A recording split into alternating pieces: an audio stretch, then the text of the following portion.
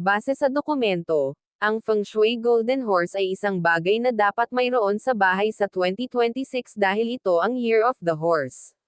Narito ang mga benepisyo ng pagkakaroon nito. Mabilis na tagumpay, simbolo ng bilis, tapang, at walang tigil na enerhiya.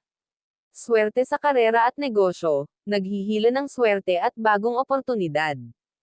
Pag-akit ng kayamanan, nakakahatak ng swerte at yaman. Energy booster, tinataboy ang malas at stagnant energy. Ito ay maaaring ilagay sa mga sumusunod na lugar. Sa bahay o kwarto para tuloy-tuloy ang swerte buong taon. Sa business, sa living room, sa desk ng office, sa harap ng negosyo, sa personal working area.